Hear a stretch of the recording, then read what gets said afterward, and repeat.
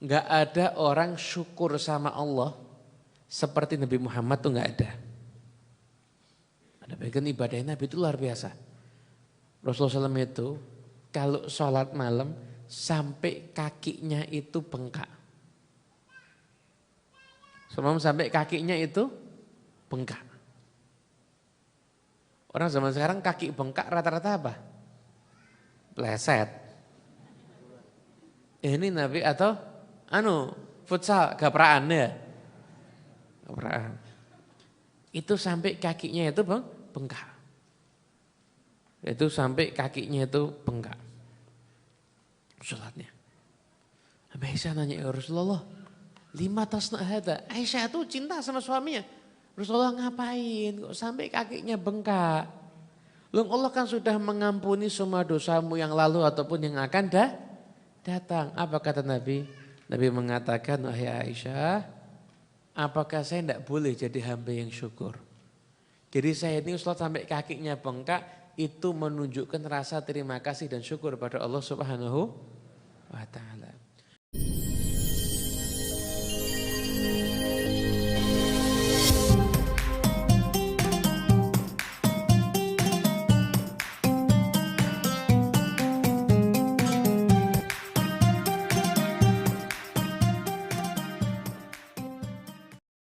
Jadi di bait ini menerangkan tentang sifatnya Rasulullah SAW. Diawali dengan waqad atana khatimur risalah. Dan sungguh telah mendatangi kita semuanya sang penutup risalah. Yaitu Rasul yang terakhir, yaitu Nabi Muhammad SAW. Bikulli ma ja'u bihi min halah. Rasulullah SAW itu datang, itu membawa semua kesempurnaan dari nabi-nabi yang terdahulu. Makanya semua kehebatan nabi yang terdahulu, maka kehebatan itu juga dimiliki oleh Nabi Muhammad SAW. Jadi semua kehebatan nabi yang terdahulu itu dimiliki oleh Rasulullah SAW. Nah, kenapa kok menggunakan redaksi atana, mendatangi kami? Mendatangi kami. Karena di Al-Quran juga begitu. Laqad ja'akum rasulum. Rasulnya yang datang dari saking baiknya Allah Ta'ala. Bukan kita yang datang, tapi Rasulnya yang mendatangi kita semuanya. Itu juga sama. Waqad atana khatimur risalah. Bikulli ma ja'u bihi min halah. Semua kehebatannya dimiliki sama Nabi yang terdahulu. Maka itu juga dimiliki oleh Nabi Muhammad SAW. Coba Anda lihat nih ya. Nabi Ibrahim kehebatannya, beliau dibakar enggak mempan, ya kan? Api tidak bisa membakar badannya Nabi Ibrahim alaihis salam. Itu ada riwayat di kitabnya Imam Suyuti Al-Khasaisul Kubra. Pernah suatu ketika datang tamu ke rumahnya Anas bin Malik. Sampai di sana Anas bin Malik itu karena cuaca panas itu ngambil sapu tangan ngusap wajahnya. Dia bilang sama pembantunya, bersihkan sapu tangan ini. Pembantunya ngambil kayu, dimasukkan ke api. Enggak terbakar. Sapu tangannya, cuma kotorannya itu hilang, saya itu dikasihkan lagi. Kaget. Yang lihat ketika itu, kok bisa sapu tangannya ini enggak kebakar? Ini sapu tangan sudah pernah dipakai di wajahnya Nabi Muhammad. Jadi enggak terbakar sapu tangannya. Lewat Nabi Ibrahim, jasadnya enggak terbakar. Nabi Muhammad, sapu tangan yang pernah ada keringatnya Rasulullah juga tidak bisa terbakar.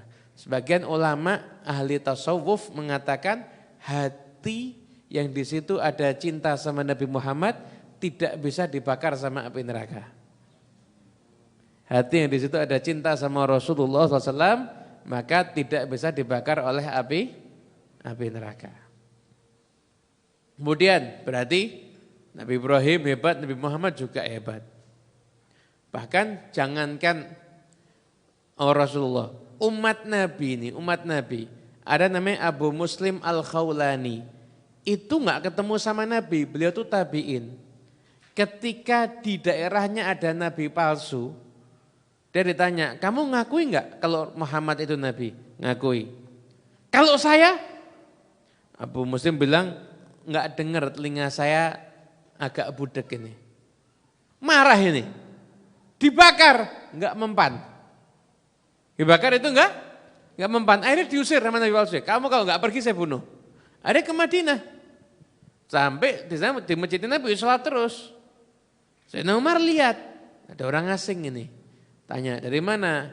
Dari daerah Yaman. Oh, di sana ada orang katanya dibakar nggak terbakar ya? Orangnya ini dia. Dia jawab, iya betul. Sayyidina Umar langsung tahu. Jangan-jangan kamu orangnya. Iya memang saya, udah. Ayo, ikut ke Abu Bakar As-Siddiq. Satu khalifahnya Sayyidina Abu Bakar As-Siddiq. Abu Bakar ini dibakar enggak terbakar.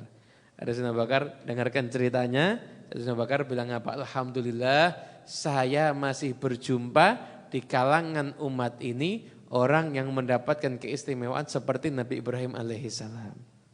Nah kalau itu umatnya kira-kira gimana nabinya? Jadi semua kehebatan yang ada sama Nabi terdahulu ada juga sama Rasulullah SAW. Nabi Musa dengan tongkatnya membelah lautan. Nabi Muhammad dengan tangannya membelah rembulan.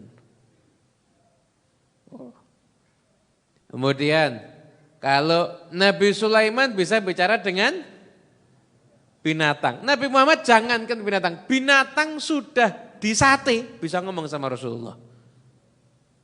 Setelah perang Khaybar, ketika itu ada perempuan Yahudi, dia mau ngasih hadiah ke Nabi. Dia buat kambing bakar, lalu dia tanya, bagian paling disenangi sama Nabi bagian mana? Sampil. Bagian sampil. Jangan kalau kambing tanya yang disenangi apa? Jeroannya. Rasulullah SAW yang disenangi sampil. Sampilnya ya udah itu daging itu dikasih racun, mungkin 1 bungkus buat seluruh kambing, sampilnya kasih 3 bungkus mungkin paling banyak. Wasik racun banyak. Ketika makan Rasulullah mengambil sampil, Rasulullah mengambil gini, pada saat itu dagingnya ngomong sama Nabi, jangan dimakan saya beracun. Nabi Sulaiman hewannya masih hidup. Ini hewannya sudah disate, bisa ngomong sama Rasulullah SAW. Karena kehebatannya Nabi Muhammad SAW.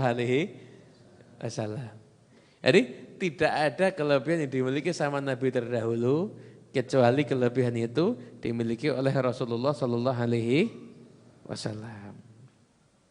Fa'amma kullal khalqi bidalalah wa asyraqat manahijul kamali. Maka setelah itu Rasulullah akhirnya seluruh umat beliau, umat dakwah, beliau penuhi dengan petunjuk, dengan hujjah, wa asyraqat manahijul kamali, dan akhirnya bercahayalah manhaj yang sempurna, yaitu liyudhhirahu ala dini kullih walau karihal musyrikun. Islam yang akan menang mengungguli semua agama yang lain, dan itu sekalipun orang musyrik gak suka.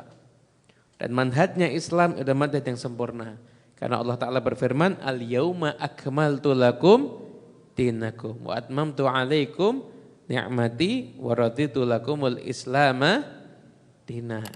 Jadi Islam itu kamil, tamam, sempurna semuanya. Fakulluhu, kalau kita pengen bicara tentang Nabi, fakulluhu, semua tentang Rasulullah, fadlun ata wa rahmah, anugerah Allah Ta'ala dan rahmat.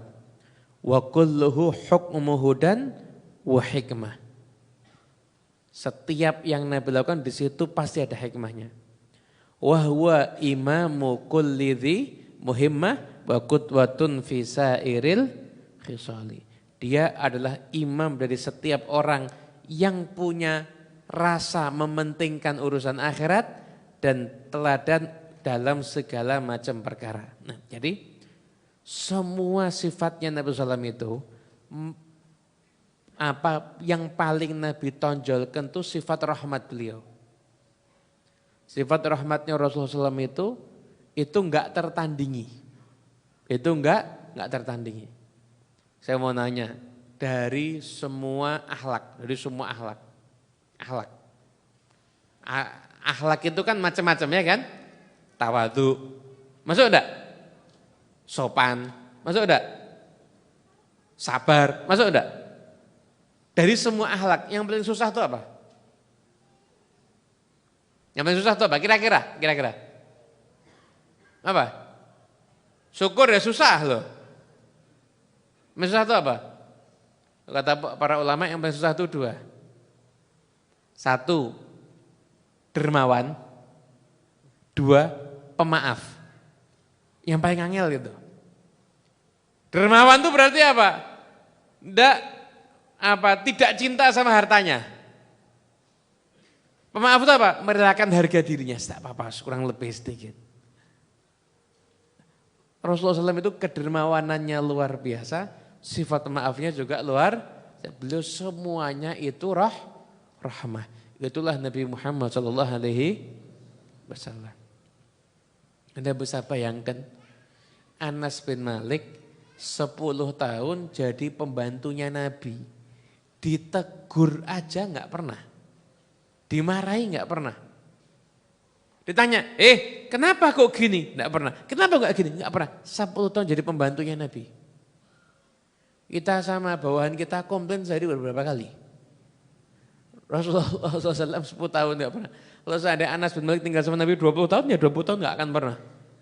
Kalau seandainya tinggal 50 tahun, ya 50 tahun enggak akan pernah. Itu rahmatnya Rasulullah SAW. Pembantunya wajar, kelihatan. Coba Anda bisa bayangkan rahmatnya Nabi sama orang-orang Taif. Orang Taif itu digadang-gadang sama Nabi untuk membantu beliau. Karena orang Mekah sudah musuh beliau setelah wafatnya Abu Thalib. Nabi ke sana mendatangi 3 pimpinan Taif. Semuanya nolak dengan bahasa yang kasar. Yang satu bilang, kalau kamu gantung di Ka'bah dan sumpah saya tetap tidak percaya kalau kamu itu Nabi. Ada lagi bilang, Allah tidak punya stok manusia lain untuk jadi Nabi dan kamu. Kok jadi Nabi kamu? Yang satu lagi bilang, saya enggak mau ngomong sama kamu. Kalau kamu Nabi terlalu mulia untuk saya ajak bicara. Kalau kamu bukan Nabi, ngapain ngobrol sama pembohong?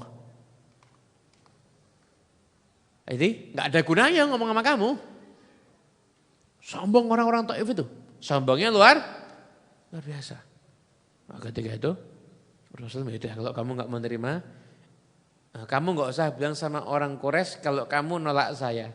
Jawabannya apa? Itu hal pertama yang akan saya lakukan sekarang. Itu hal yang akan saya lakukan sekarang. Ya, saya mau dakwah. Tinggal sana 10 hari, ditolak, akhirnya diusir dengan cara nyuruh orang-orang gila sama anak-anak kecil. Melempari batu ke Nabi. Kok yang dibilang orang gila sama anak kecil? Karena mereka juga takut kalau beneran Nabi. Kalau sampai itu beneran Nabi, kok sampai darahnya itu tumpah. Yang menyebabkan tumpahnya darah itu orang yang balik dan berakal, bisa langsung turun bala. Mereka takut. Jadi sebenarnya mereka itu musuhin Nabi, tapi dalam satu sisi juga jangan-jangan benar Nabi ini. Dilempari batu, Rasulullah itu dilempari batu sampai berdarah-darah. Tapi kalau sudah tidak kuat jalan, Nabi diem gini. Yang lempari juga diem. Bisa lagi lempari lagi. Berdarah-darah. Jangankan manusia. Malaikat itu enggak kuat lihat gitu. Izin sama Rasulullah, Taif ini kan dekat gunung. Gunungnya itu mau saya angkat, terus saya jatuhkan ke orang Taif, enggak mungkin ada satu pun yang luput. Semutnya ikut mati kalau perlu. Komplit mati semuanya. Kata Nabi apa? Jangan. Saya berharap anak keturunan mereka mau beriman kepada Allah. Anda bisa bayangkan makna rahmat yang luar biasa. Kalau orang punya teman baik sama temannya, itu sudah hebat ya. Baik sama anaknya temannya, biasa. Tapi jarang. Baik sama anaknya temannya yang belum lahir. Ada enggak? Udah enggak ada. Ini Nabi Muhammad rahmat sama anaknya musuhnya yang belum lahir. Semoga nanti di sulbi mereka akan ada orang-orang yang beriman kepada Allah Ta'ala. Apakah Nabi pernah dendam sama orang Taif? Enggak pernah. Apakah Nabi setelah kuat terus nyerang Taif? Enggak pernah, sama sekali. Dimaafkan sama Rasulullah SAW.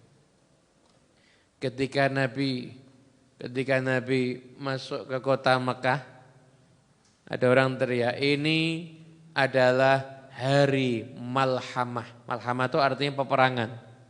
Rasulullah enggak, ini hari marhamah, hari kasih sayang. Seperti itu. Ketika Nabi SAW masuk ke Ka'bah, semua berhala dihancurkan, orang-orang kafir di situ semuanya diam. Nabi sarang yang kuat. Gara-gara saya akan perlakukan kalian apa? Engkau kan keluarga kami yang baik, engkau kan saudara kami yang mulia. Nabi, idhabu wa antum mutlaqa. Kalian semua pergi, kalian semua saya bebaskan. Di situ tuh ada yang pernah ngusir Nabi, ada yang pernah ngelempari Nabi, ada yang pernah mukul Nabi, ada yang pernah mukul sahabat Nabi. Sama Nabi dimaafkan semuanya. Justru mereka akhirnya berbondong-bondong masuk ke dalam agama Islam. Belum lagi rahmatnya sama umatnya. Rahmatnya sama umatnya. Nabi itu pernah duduk sama Aisyah. Sama Aisyah. Itu Nabi duduk begini. Ya Allah, ampuni Aisyah. Dosanya yang lalu, dosanya yang akan datang, dosanya yang tersembunyi, dosanya yang terang-terangan, ampuni semua ya Allah. Itu Aisyah saking malu sama senang. Malunya karena apa? Malunya karena yang dimaksud dosa yang sembunyi-sembunyi itu maksudnya apa? Cemburunya sama Khadijah.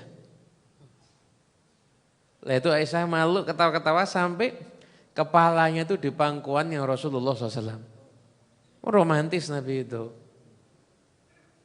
Lah itu Nabi nanya, Aisyah seneng apa enggak? Ya seneng ya Rasulullah. Kata Nabi apa? Wahai Aisyah, demi Allah itu adalah doaku untuk umatku setiap harinya. Didoakan kita semua sama Nabi Muhammad SAW. Wa kulluhu fadlun ata wa rahmah. Wa kulluhu hukmuhu dan wa hikmah. Semua yang dilakukan sama Nabi itu enggak ada yang sia-sia. Ada hikmah yang terkandung di dalamnya. Enggak ada yang sia-sia. Nabi Muhammad SAW itu enggak pernah berbuat sesuatu yang enggak ada gunanya, enggak pernah. Semuanya ada hikmahnya di situ, ada alasannya. Semuanya. Enggak ada satupun perbuatan Nabi kok asal-asalan. Enggak ada sama sekali. Semuanya itu ada hikmahnya. Apapun juga.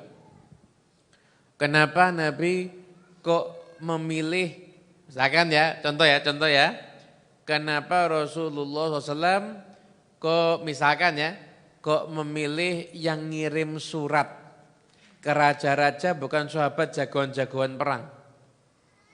Anda kalau lihat sahabat Nabi yang ngirim-ngirim surat itu, enggak ada yang jagoan perang. Kayak Sinali bin Abi Thalib, Umar bin Khattab, atau Muhammad bin Maslamah, Abu Dujana, Zubair bin Awam, enggak ada. Sebenarnya sahabat-sahabat yang biasa-biasa. Kenapa? Karena diberi sama Nabi orang-orang ini semua ahli diplomasi. Dipilih orang-orang, ada hikmahnya di situ. Enggak ada satupun, enggak ada hikmahnya. Makanya pernah ketika perang Khaybar, ketika Nabi SAW itu belum mengomando nyerang, ada salah seorang yang dia itu enggak mengikuti komando Nabi, langsung pergi nyerang, setelah itu mati syahid. Kata Nabi apa? Ini orang enggak diampuni sama Allah. Kenapa? Karena enggak mau ikut komandonya Rasulullah SAW. Semua itu ada hikmah. Kepergian Nabi, keluarnya Nabi, pergi Nabi, semuanya enggak ada yang sia-sia. Kenapa Nabi SAW itu memilih waktu antara subuh sampai isyraq duduk dengan para sahabat. Kenapa enggak malam? Semuanya ada hikmahnya. Makanya kita mempelajari kehidupan Nabi SAW itu luar biasa. Anda bisa bayangkan Nabi SAW itu kalau tidur itu posisi tidur Nabi tahu enggak? Sayap kanannya ini di bawah. Setelah itu dadanya menghadap ke arah kiblat. Jangan dikira itu cuma saking posisi enak, enggak. Diteliti ternyata posisi tidur yang paling bagus begitu. Kenapa? Karena jantung ini aliran pompaan jantung ini kalau orang tidurnya miring ke kiri, aliran darahnya enggak lancar. lancar kalau itu tidur ke kanan. Itu sudah diatur. Orang kalau buang hajat, itu suruh jongkok bertumbuh sama kaki kiri. Udah diatur. Ternyata memang kalau orang bertumbuh sama kaki kiri, insya Allah nggak kena penyakit prostat. Ada hikmahnya semuanya apa yang dilakukan sama Rasulullah SAW. Orang kalau tidur sunnahnya suruh menggelapkan ruangan. Jadi matikan lampu waktu tidur itu hukumnya sunnah. Biasanya kadang-kadang ini suami istri kalau tidak sinkron bisa geger. Yang satu pengen lampunya terang, yang satu pengen lampunya gelap. Betul apa enggak? Pernah geger urusan lampu? Pernah Bu? Terus gimana? Dipecah lampunya? Jangan. Terus gimana? Ini sudah tahu. Jadi menggelapkan ruangan ketika tidur itu hukumnya sunnah. Jadi kalau tidur bisa lampunya mati apa nyala? Mati apa nyala? Ada yang mati, ada yang nyala. Berarti yang mati dapat, yang lampunya mati dapat pahala sunnah? Enggak juga, enggak niat kok. Niatnya kan biar ngoroknya tambah banter. Jadi enggak dapat pahala, enggak dapat pahala sunnah. Enaknya kalau sudah niatnya memang ngikuti sunnah Nabi nanti baru dapat pahala sunnah. Kenapa orang lebih nyenyak? Jadi adzan enggak begitu dengar kalau lampunya mati. Wah, tambah enggak dapat pahala kalau begitu.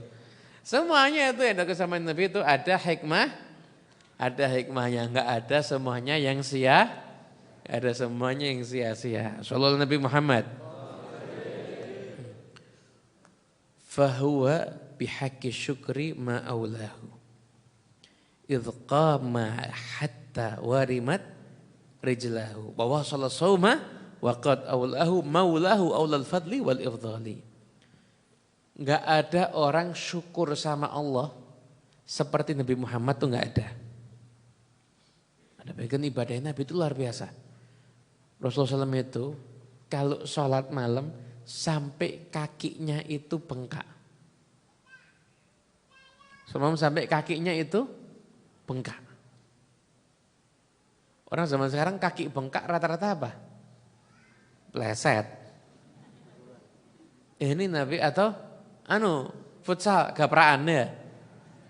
Gapraan. Itu sampai kakinya itu bengkak. Itu sampai kakinya itu bengkak. Sholatnya. Aisyah nanya, ya Rasulullah, lima tasna hadza. Aisyah itu cinta sama suaminya. Rasulullah ngapain kok sampai kakinya bengkak? Loh Allah kan sudah mengampuni semua dosamu yang lalu ataupun yang akan datang. Apa kata Nabi? Nabi mengatakan, wahai Aisyah, apakah saya tidak boleh jadi hamba yang syukur? Jadi saya ini sholat sampai kakinya bengkak, itu menunjukkan rasa terima kasih dan syukur pada Allah Subhanahu wa ta'ala.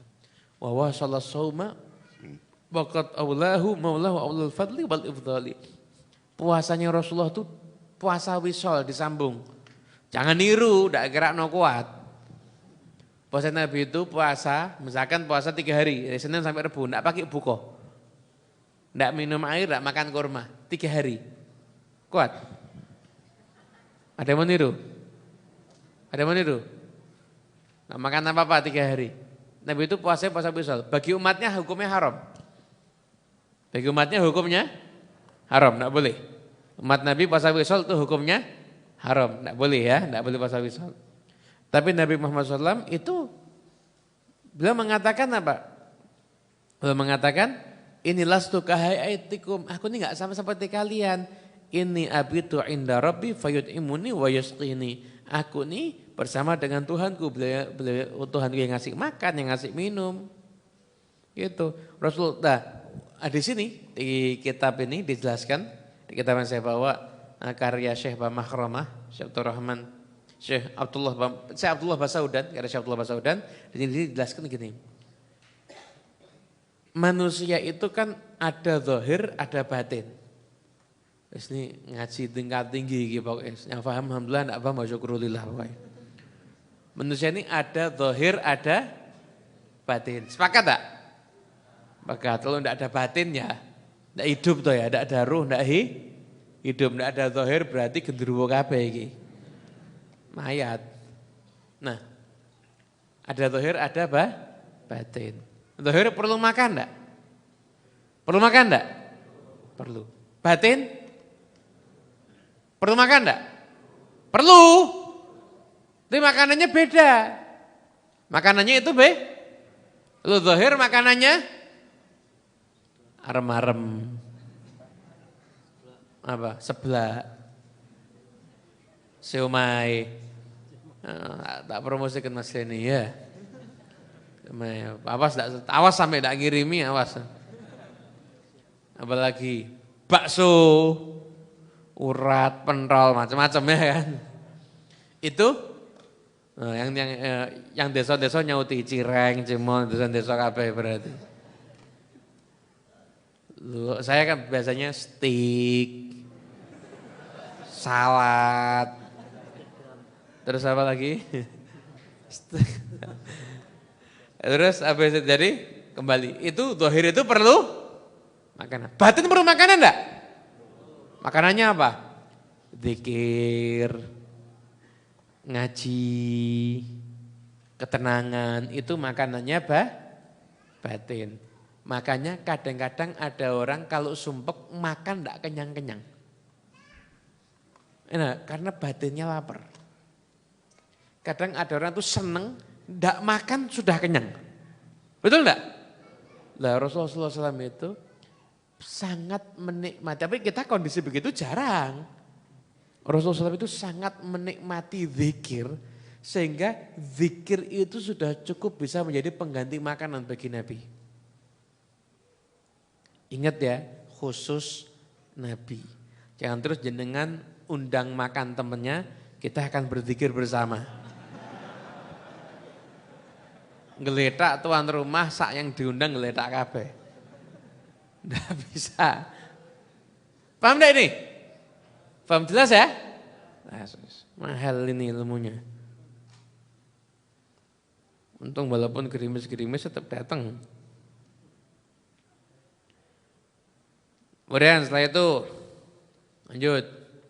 Baik, jam 10 selesai. Kenapa? Terlalu lama? Ya 10 kurang seperempat selesai. Ya pembahasan saya. Wa fis sakha ka'annahul bahru zakhar. Yu'ti ma'inan wa ulufan man hadar. Wa mastafa li nafsihi wa la dakhar illa yasiran wa huwa dzul ayali. Kalau bicara kedermawanan Nabi itu kayak laut yang tidak ada habisnya.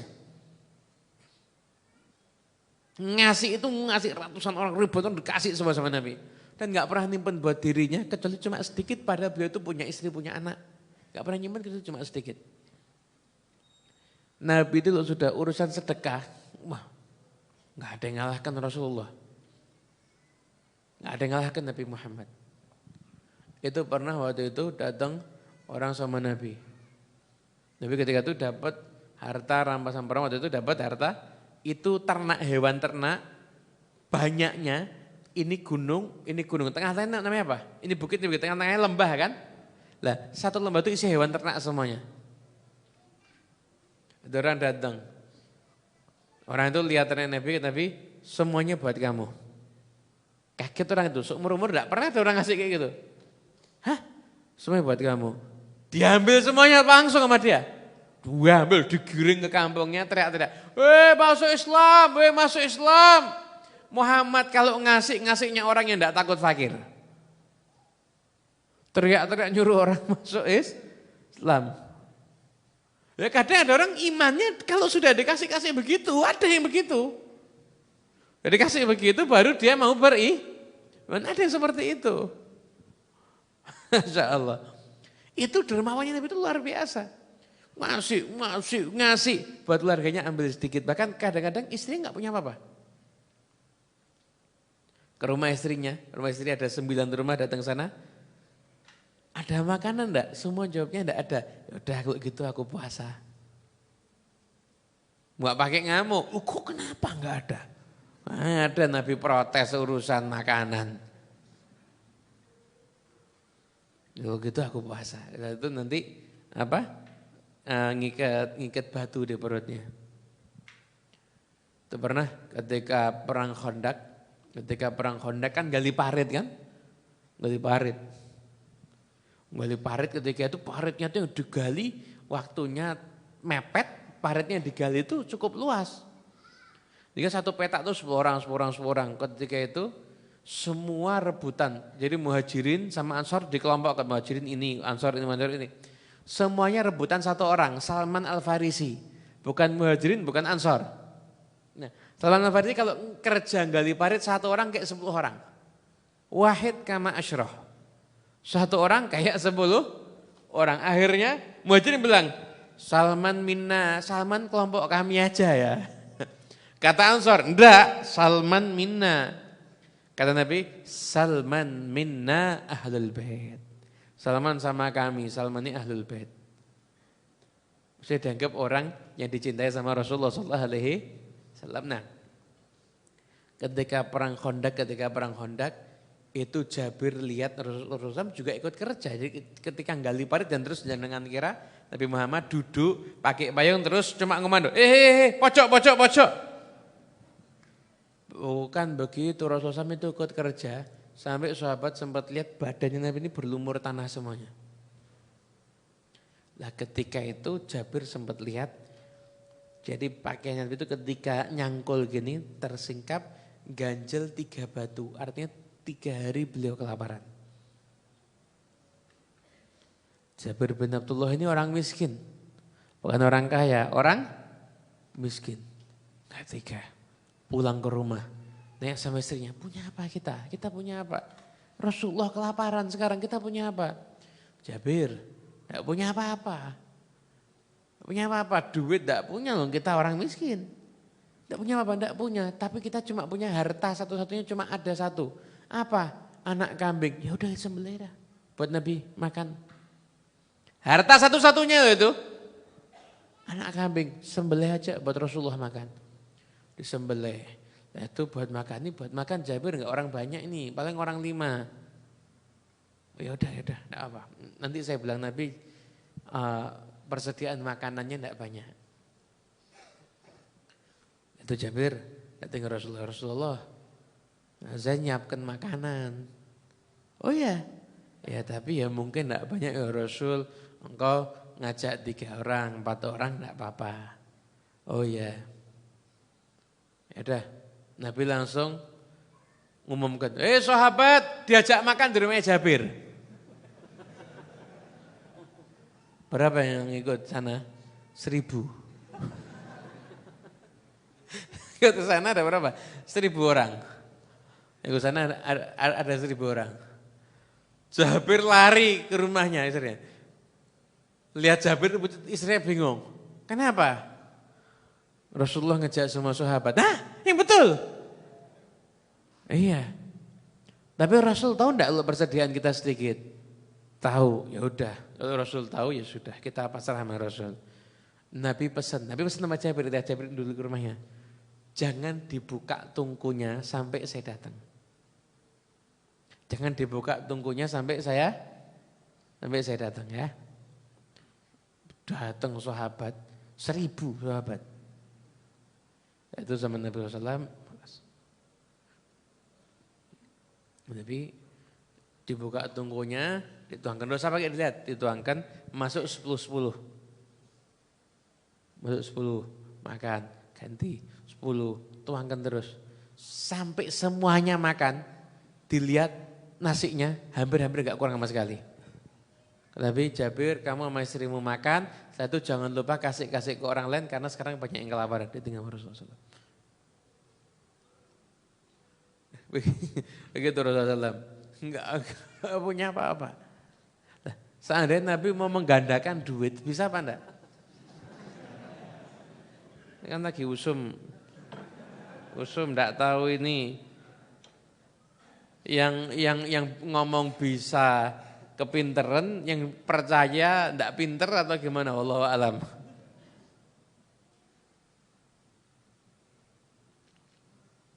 Kalau Nabi mau menggandakan duit, bisa apa enggak? Kok jangan kan menggandakan duit. Nabi itu ditawari, Nabi itu ditawari, itu tawari. Gunung ini jadi emas buat Rasulullah. Berarti harta kekayaannya unlimited. Nabi enggak mau. Saya milih sehari lapar, sehari kenyang. Itu Rasulullah sallallahu alaihi. Sampai kata Imam Busiri itu ada satu bait yang saya itu tersentuh banget sama bait ini. Imam Busiri itu bilang begini. Fa kaifa tad'u ila dunya dzururatu man laulahu lam tukhrajid dunya minal adami. Gimana Nabi itu bisa cinta sama dunia atau bisa kepepet sampai cari dunia. Loh kalau bukan karena Nabi dunia itu enggak diciptakan. Dunia ini diciptakan untuk Nabi Muhammad sallallahu alaihi. Kok bisa Nabi cinta? Mungkin Rasulullah SAW itu cinta sama dunia. Milih sehari kenyang, sehari lapar. Itu Rasulullah sallallahu alaihi wasallam. Sedekah seperti lautan yang tidak akan pernah berkurang sekalipun diambil terus airnya ataupun harta kekayaan yang ada di dalamnya.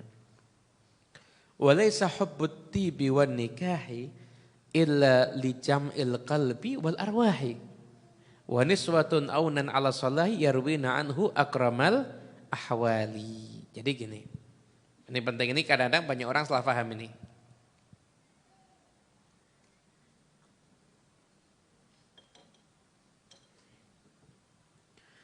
Nabi itu kan ada riwayat Abu Hurairah itu beliau itu mencintai 3 hal. Perempuan, wangi-wangian, kemudian setelah itu waju'ilat qurratu aini fis shalah. Nah, cintanya Nabi sama wangi-wangian itu tidak termasuk kategori cinta dunia. Kenapa? Karena wangi-wangian itu katakan wangi-wangian itu ghidha'ur ruh. Makanannya rohani wangi-wangian itu. Ya sampai ulama mengatakan tidak ada israf kalau dalam urusan minyak wangi. Tidak ada israf kalau dalam urusan minyak wangi. Jadi kalau Anda beli minyak wangi mahal itu enggak apa-apa. Minyak wangi itu enggak apa-apa. Perlu majelis datang pakai minyak wangi. Mosok majelis maulid bau PPO. Betul. Jadi israf untuk nanti masih ada orangnya. Ditambah lagi. Yang membahas wangi-wangian enggak wangi ruangannya nanti diprotes sama yang hadir. Jadi wangi-wangian itu ghidha'ur ruh. Maka sampai ada kata Imam Syafi'i man tabarihuh zada aqluh. Orang itu kalau aromanya harum, akalnya pinter. Nggak usah dibalik. Orang sudah ngerti kebalikannya ya. Orang kalau aromanya harum, berarti semakin pinter. Nggak usah dibalik. Kalau enggak harum, Beb, nggak usah dibalik. Yang jelas kalau aromanya harum semakin pintar. Kalau enggak harum, silahkan jawab sendiri. Makanya beli minyak wangi itu enggak ada israf. Enggak apa-apa, orang nabung pilih minyak wangi yang bagus, minyak wangi yang bagus, yang awet, enggak apa-apa. Itu. Rekomendasi Habib apa? Nanti jadi endorse akhirnya. Nggak usah, ada rekomendasi, pokoknya ikut ono dewi. Ada satu, Nabi seneng berapa kali menikah? Bukan karena ini, itu lijam qalbi wal arwahi. Untuk urusan hati, bukan untuk urusan nafsu. Wa niswatun aunan ala sulahi, istri itu bagi Nabi membantu beliau untuk semakin baik di dalam menjalankan tugas dakwah ini. Dan nikahnya Nabi itu bukan sekedar seperti jatuh cinta seneng nikah, enggak. Nikahnya Nabi itu perintah dari Allah Subhanahu. Makanya perempuan-perempuan yang jadi istri Nabi itu biasanya dapat isyarah sebelumnya. Ketika perang Bani Mustalik. Itu Bani Mustalik itu menyerang Nabi, didatangi sama Rasulullah SAW.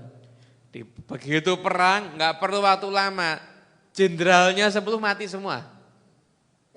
Akhirnya peperangan mereka ngaku kalah. Kaum muslimin yang meninggal cuma 1, dibunuh sama temannya sendiri, gara-gara dikira musuh.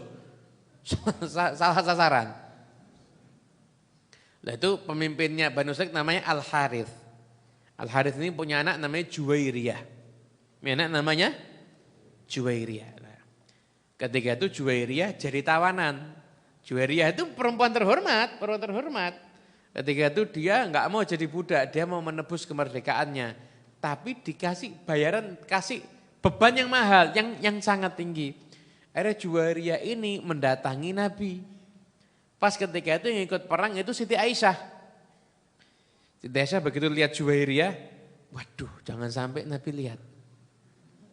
Nah Juwairiyah itu gimana ya, bahasa apa? Wajahnya itu kalau orang lihat bisa jatuh cinta. Bisa jatuh cinta, menyenangkan. Apa bahasa kekiniannya apa? Apa? Good looking. Apa? Beautiful. Pokoknya istimewa gitu lah. Jadi orang tuh lihat bisa senang. Aisyah, waduh jangan sampai Rasulullah SAW lihat ini. Nabi ketemu. Rasulullah tolong saya ini ada beban harus membayar kemerdekaan saya sekian-sekian dan lain sebagainya. Kata Nabi, mau enggak saya kasih tawaran yang lebih bagus? Mau, apa tawarannya? Yaudah, semua utangmu saya bayar. Terus kamu merdeka, kamu jadi istri saya. Mau ya Rasulullah? Langsung. Apa Nabi senang? Enggak, bukan karena itu. Juwairiyah itu 3 hari sebelum pasukan Islam datang, dia mimpi.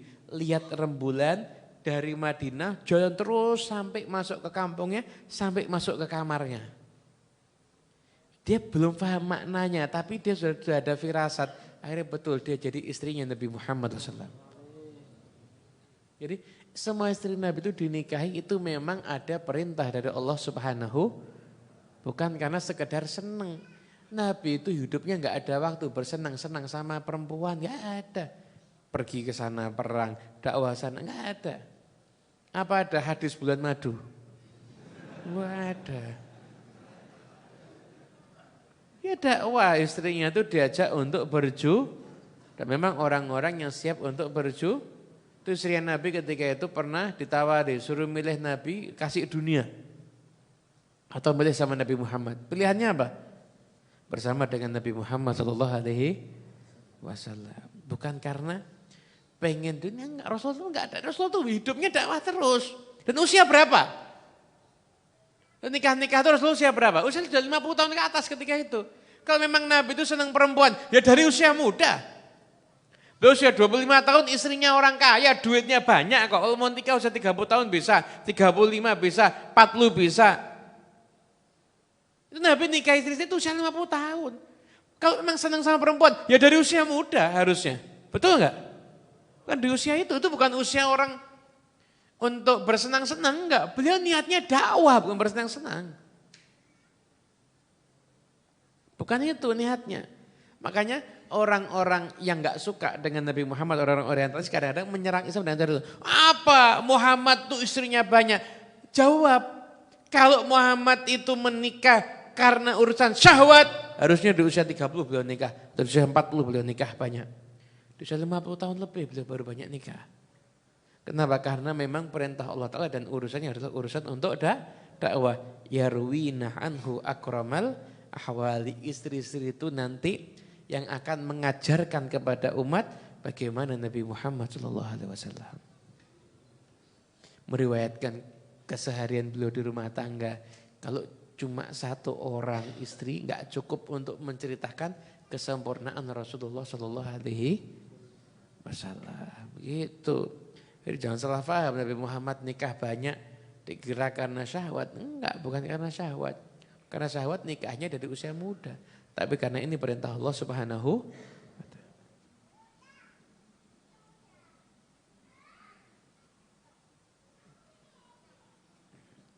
Begitu. Sallallahu Nabi Muhammad. Jangan sampai sul adab sama Nabi ya. Jangan sampai sul adab kepada Rasulullah sallallahu alaihi wasallam. Kalau syair kita lanjutkan nanti kawan-kawan. Hadirin yang dimuliakan Allah Ta'ala, Senin malam Selasa, insya Allah sudah masuk 1 Rabiul Awal insya Allah. Masuk di bulan kelahirannya Rasulullah SAW. Kalau ada bulan yang memang lebih pas untuk Allah jadikan kelahiran Nabi, Allah Ta'ala akan pilih selain Rabiul Awal. Tapi Allah Ta'ala tetapkan Nabi lahir di Rabiul Awal karena memang tidak ada yang paling tepat di situ dilahirkan manusia termulia kecuali Rabiul Awal. Kenapa enggak Muharram? Itu bulan yang sudah dikenal ya kan? Orang jahiliyah itu menghormati Muharram atau Dzulhijjah atau bulan haji atau Ramadan yang akan jadi bulan puasa. Kenapa kok Rabiul Awal? Yang sebelum lahirnya Nabi enggak punya nilai apa-apa. Biar orang-orang tahu kemuliaan Nabi Muhammad itu kemuliaan karena zatnya, bukan karena sebab. Contoh. Ada ulama mulia. Mulianya kenapa? Karena pewarisnya Nabi. Coba ada ulama hilang ingatan. Misi ulama enggak? Ya enggak ada, orang sakit namanya. Ya kan? Betul enggak?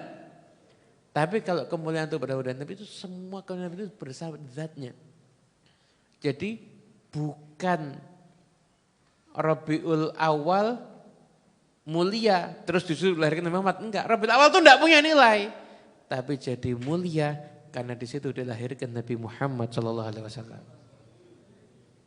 Kenapa enggak hari Jumat hari raya umat Islam? Hari Sabtu harinya orang Yahudi, hari Ahad harinya umat Nabi Isa, Sabtu harinya umat Nabi Musa. Kenapa kok hari Senin? Karena biar tahu Senin itu sebenarnya tidak ada nilai apa-apa. Tapi Senin jadi mulia karena di situ dilahirkan Rasulullah SAW. Makanya sambut Rabiul Awal, sambut bulan ini. Kita ini kadang-kadang umat Islam harus introspeksi diri. Mohon maaf, menjelang kelahiran Nabi dengan menjelang 25 Desember, meriah mana? Kita tidak boleh nyalahkan yang merayakan 25 Desember. Kenapa? Karena itu keyakinan mereka. Betul gak? Dan itu legal-legal saja menurut negara. Kita sebagai umat beragama yang baik tidak boleh mengganggu keyakinan agama lain. Tapi kok enggak ada semangat dari umat Islam? Apa yang akan kita tampilkan untuk memeriahkan kelahirannya Nabi? Sekiranya orang itu tahu, iya ini bulan kelahiran Nabi ini. Saya pergi ke beberapa daerah yang ada, itu Masya Allah bulan Maulid itu meriah betul di daerah itu. Meriah betul di daerah itu. Ada yang baca Maulid sepanjang malam, ada yang buat lomba, ada yang kampungnya dihiasi, Masya Allah macam-macam. Kita juga harus seperti itu setidaknya, ini yang datang-datang ini kalau ada yang takmir di masjid, ayo di masjidnya buat acara maulid Nabi. Ada takmir, ayo buat di musolanya acara maulid Nabi. Niatkan agar kita itu menjadikan orang tuh ingat sama Rasulullah. Ini aja. Anak-anak kita zaman sekarang ini mengidolakan Nabi enggak? Anak-anak kita, anak usia SD. Rata-rata mengidolakan Nabi enggak? Jujur? Enggak. Kenapa? Enggak kenal. Dan dia tidak ada sesuatu yang menjadikan mereka Rasulullah. Heboh, enggak ada. Kenapa? Karena Orang tuanya biasa-biasa aja dengan Rasulullah. Biasa-biasa saja. Orang tuanya mungkin ya Nabi tapi biasa-biasa aja. Rabiul Awal ya biasa aja, sekolahnya ya biasa aja. Dari mana akan kenal sama Nabi Muhammad? Makanya di kampung-kampung itu perlu semarakan bulan maulid, buat di mana-mana dibuat. Kenapa? Jadi anak-anak kecil, oh ini bulan kelahiran Nabi, semua orang memuliakan Nabi. Jadi dalam hatinya insya Allah lama-lama akan tertarik sama Rasulullah, belajar tentang Rasulullah sampai akhirnya cinta dengan Rasulullah sallallahu alaihi. Ini yang jadi takmir-takmir di masjid atau tokoh-tokoh di kampung-kampungnya, yuk buat maulid Nabi. Yuk malam ini pulang langsung di grup WA takmir atau grup WA kampung, kecamatan atau kelurahan atau RT atau RW. Udah ayo kita semarakkan bulan Rabiul Awal dengan cara semonggo sak karepmu. Mau buat maulid Nabi, mau buat lomba nasyid, mau buat lomba hadroh, terserah. Yang jelas ayo kita memuliakan Rasulullah sallallahu alaihi. Sebetulnya kita semua ini, umpama kita dari lahir sampai mati kita cuma muliakan Nabi. Nabi enggak tambah mulia dengan kita. Justru kita yang jadi mulia karena kita memuliakan Nabi Muhammad SAW. Ini saya tadi saya muji-muji Nabi, terus Nabi jadi semakin mulia gara-gara saya puji-puji. Enggak. Tapi saya dan Anda semuanya, kita semuanya ini loh dapat berkah, diizinkan malam ini mengenang Rasulullah. Kita jadi mulia karena Nabi, bukan Nabi mulia karena kita. Begitu juga kalau Anda pulang dari sini Anda semangat, yuk buat maulid di kampungnya masing-masing. Insya Allah berkah, insya Allah berkah, insya Allah berkah. Saya dengar cerita dari seseorang minas salihin, dia mengatakan dulu di kampungnya enggak ada maulid Nabi, enggak ada maulid Nabi. Ini kejadian di luar, begitu dia mulai mengadakan maulid Nabi, kampung itu jadi berkah. Anak-anak TPA-nya jadi rame, atau taman belajar jadi rame, anak-anaknya semangat belajar agama. Setelah itu masyarakatnya, kemaksiatannya enggak pakai geger-geger, yang maksiat lama-lama menghilang dengan sendiri. Jadinya itu barokahnya maulidnya Rasulullah sallallahu alaihi wasallam. Makanya yuk semangat. Kalau di kampung Anda sudah ada maulid, Anda makmurkan. Kalau di kampung Anda belum ada maulid, Anda punya kesempatan jadi pelopor. Selama nanti maulid terus diadakan, selama itu Anda akan dapat amal jariahnya insya Allah. Amal jariah hormat Kanjeng Nabi, ya ganjarannya unlimited. Hormat Kanjeng Nabi kok. Anda bayangkan coba. Di Al-Quran, sampai di Al-Quran Allah menyebutkan apa? La tarfa'u aswatakum fauqa sautin Nabi. Jangan mengangkat suaramu melebihi suaranya Nabi. Ini di Al-Quran. Jangan mengangkat suaramu melebihi suaranya Nabi. Ini di Al-Quran. Al-Quran ngajari cara ngomong sama Nabi. Terus kalau sampai nekat apa ancamannya? Antahbata a'malukum wa antum la tasyurun. Orang punya pahala sholatnya segunung, pahala jihad segunung, baca Quran segunung, sedekah segunung. Begitu ngangkat suara melebihi Nabi, habis semuanya, tidak punya pahala. Nah kalau yang mengangkat suara kurang ajar, pahalanya habis semuanya, kira-kira kalau kita mau mengagungkan, menghormat, kira-kira pahalanya seperti apa? Banyak apa enggak pahalanya? Banyak pahalanya pasti. Makanya niatkan kita mau khidmat sama Rasulullah. Kalau kita niatkan kita betul-betul pengen mengenalkan Nabi, insya Allah nanti keluarga kita diberikan kebaikan nanti. Diberikan keluarga kita semuanya insya Allah, diberikan apapun yang dihajatkan tercapai. Niat kepada Nabi. Kalau misalkan saya bukan orang di kampung, Bib, saya bukan pengurus, ya sudah buat maulid di rumah Anda masing-masing skala keluarga, enggak apa-apa. Bu Ibu, halo. Bu, selama bulan maulid tiap hari Senin anaknya sama suaminya masakan yang enak. Sampai pangling, sampai bingung. Loh, kok tumben Bu? Kok masaknya kok enak-enak? Hari Senin Rabiul Awal kita makan harus yang enak. Kenapa? Karena menghormat sama Nabi. Kalau enggak puasa, kalau puasa ya berarti buka puasanya yang enak. Buka puasa kasih yang enak, kasih yang enak-enak, kasih yang lezat-lezat. Kasih yang menyenangkan. Karena biar tahu, oh bulan Maulid, oh ini sudah bulan Maulid. Jadi biar bulan Maulid itu harus beda dengan bulan-bulan yang lainnya. Insya Allah kita niati, kita mau ikut mensyiarkan Rasulullah. Yuk buat Maulid, baca Maulid Simtud Duror, baca Maulid-Maulid yang lainnya. Pokoknya puji-puji Nabi, sholawat sama Nabi sebanyak-banyaknya. Syukur-syukur kalau perlu Anda yang punya warung buka promo. Yang hafal Mahalul Qiyam makan di warung saya gratis. Tidak mungkin bangkrut, yang ngapal dikit. Jadi tenang aja. Tapi kan itu kan promo ya kan. Memuliakan kelahiran Rasulullah Sallallahu Alaihi Wasallam. Yang potong rambut di kios saya selama Rabiul Awal gratis, tapi motongnya sambil merem. Ya bercanda. Pokoknya muliakan bulan kelahirannya Rasulullah Sallallahu Alaihi Wasallam. Mau enggak kita jadi pelopor? Kampung kita jadi kampung yang kenal Kanjeng Nabi karena kita. Mau apa enggak? Oke, semangat, berjuang ya, keluarkan harta, keluarkan tenaga, keluarkan pikiran, keluarkan semuanya itu. Tapi kalau untuk Rasulullah enggak akan ada yang sia-sia. Saya punya teman tinggal di suatu daerah. Orangnya sederhana, biasa, bukan orang kaya banget enggak. Dia tuh setiap bulan Maulid dia pasti buat acara Maulid dan duitnya harus habis. Jadi harus setelah acara Maulid enggak punya duit. Ini semua sepakat? Ya, yang laki ya istrinya semua sepakat. Jangan nek belum kelasnya enggak usah niru, nanti jadian malah gegeran kabeh. Orang ada duit belanja piye ta Pak? Aku harus sesuk arep pangan apa? Jangan diniru yang belum kuat jangan niru.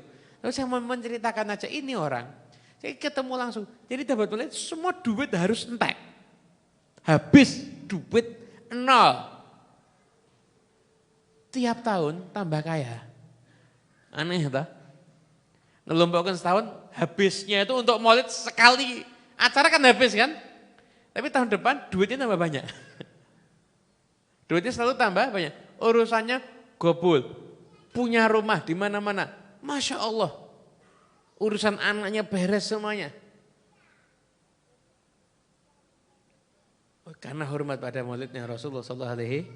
Berjuang. Keluarkan harta, keluarkan tenaga. Niatkan semuanya untuk Rasulullah SAW. Niatkan ya Rasulullah. Ini biar yang di kampung ini kenal. Jadi sudah berjuang diundang ke sana nanti insya Allah. Bisa ziarah Nabi.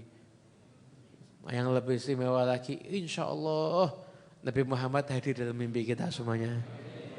Tapi cinta dulu. Cinta dulu. Ada satu orang yang soleh. Dia kalau mau tidur dia pakai minyak wangi, pakai pakaian yang rapi. Istrinya nanya, loh Pak, orang itu keluar rumah pakai minyak wangi, pakai baju yang bagus. Lalu tidur kok rapi pakai minyak wangi. Katanya apa? Ya persiapan, siapa tahu malam ini mimpi ketemu Nabi. Kita pengen mimpi ketemu Nabi, enggak pernah siap, tidur koloran tok. Bantal bekas ngiler sudah ada 83 pulau di situ. Ya yang pantas, kalau pengen mimpi ketemu Nabi harus yang pantas perjuangannya. Dan semuanya berkah, manfaat, amin ya rabbal alamin. Ala hadhihi niyah wa kulli niyatin shalihah jami'an maqbulah. Wa lam naslaf wa nasallim fi mithli hadhihi da'wat wa munasabat wa ila khatamin Nabi Muhammad sallallahu alaihi wasallam. Al-Fatihah.